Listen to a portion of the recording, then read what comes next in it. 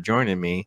Thanks for having me. Folks, I've been so blessed by and just wowed by his work, and I've been kind of, you know, chasing down interviews he's done and things like that, kind of get exposed. I said, well, I'm just going to reach out, see if we can get our schedules to line up. You made my world, Andy, when you had made the I kind of included in the thumbnail there where you could see the figures for Neurotic and Doomcock and As and that kind of thing. So uh, before we got to that a little bit, what did you do as a trade to even develop sort of a skill set for this, or how did you kind of get down this avenue where you found this love of sculpting? Well, I was an art major it started in high school. The high school I went to, we had a vocational program. So there was a commercial art course, and it was 3 periods a day for 2 years. So that started me off. And then when I went into college, I took my art classes, changed my major a couple of times, and just kind of settled on art. And it's always been there. And then sculpting. The first thing I ever sculpted was it was sort of like a 10-inch Spawn figure, that just to see if I could do it. It was just like, playing around a little bit, I made a wire armature and just kind of built off with some Sculpey and painted it up. Unfortunately, it fell off of a shelf one day and died. Didn't respawn. But so then I when my son was born, back in '99, I started collecting him 12-inch Star Wars figures from Hasbro.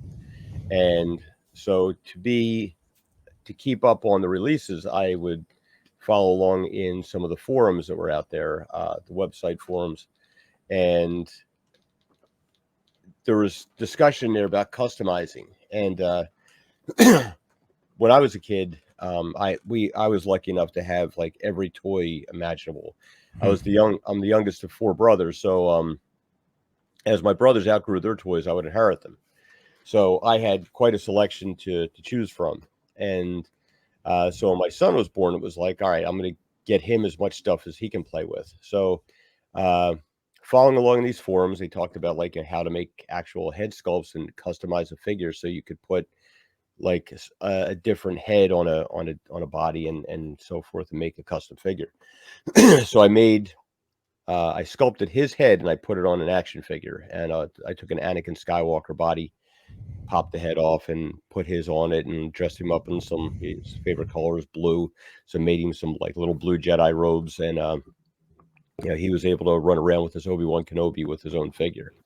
Then as my daughter got older, she wanted one of herself, so I made, she had Jedi iron, so she was running around with, and she had a lot of fun with her. She liked to do stuff where we would tie strings up, and she would just like have her toy kind of swing across, because she would watch Dora the Explorer all the time, and like so she would be like swinging on vines and stuff. And it just sort of like went from there. I had a few friends that like were into collecting and stuff, so I worked on doing some sculptures for them, and over the years I've learned like what were some of the better ways to do things, and some were the worst ways to do things, and somewhere in between, picking up a little some tips and tricks along the way. And then when the whole pandemic hit, I had some extra time on my hands. So I discovered Doomcock.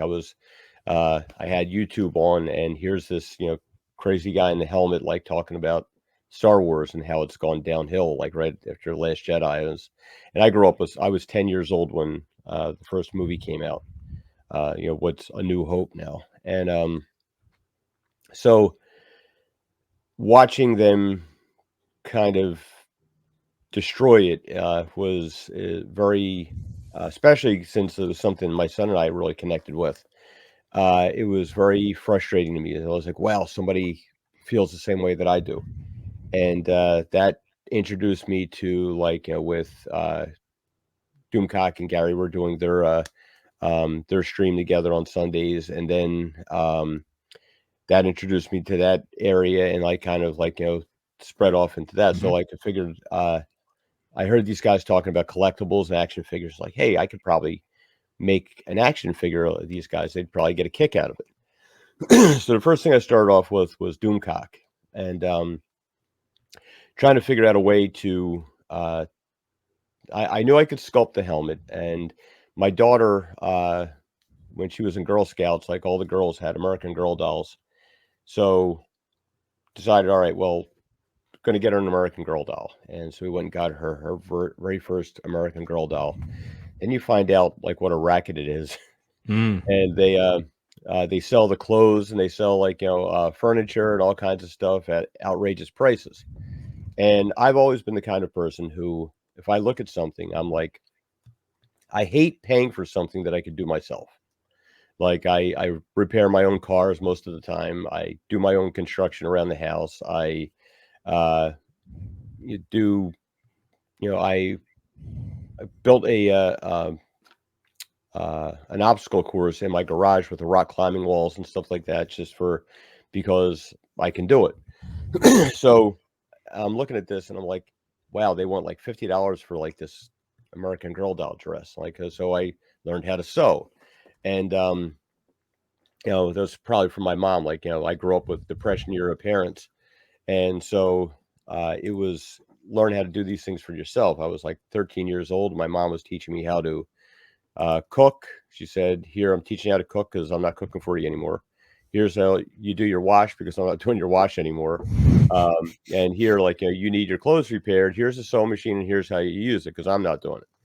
So I kind of took those skills and put them to work, and a lot of trial and error, and taking things apart, and like you would take a GI Joe shirt, like take the seams out and lay it down on a piece of paper, trace it out, and cut out your own and try and sew it back together.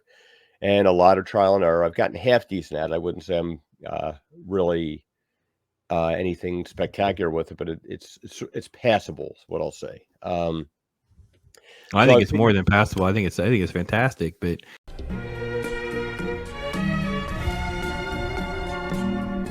yeah. Right.